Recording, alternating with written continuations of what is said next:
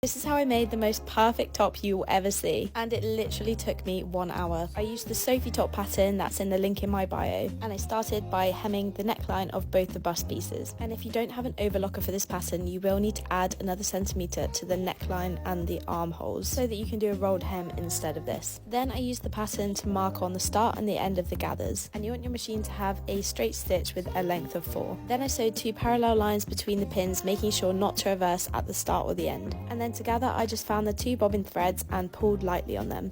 Then I folded the front piece in half and marked the center point, which is basically the point where the 2 bust pieces are going to meet in the middle. So then I just folded the bust pieces over, right sides together, and made sure that they met in the middle where I marked with the pin. Then I went ahead and pinned and sewed the rest of the seam, making sure to include the gather threads in the seam.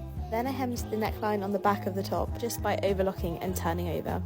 And then comes the fiddly bit, making the ties for the back of the top. So I folded in one end of the tie and then folded the long edges into the middle and then over again. And then I pinned this all the way down and sewed as close to the edge as possible.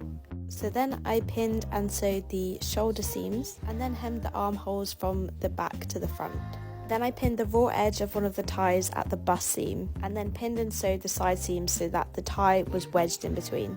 And then I went ahead and hemmed the bottom of the top, and that was it finished. Let me know what you think, and if you want to give it a go, the pattern is linked in my bio.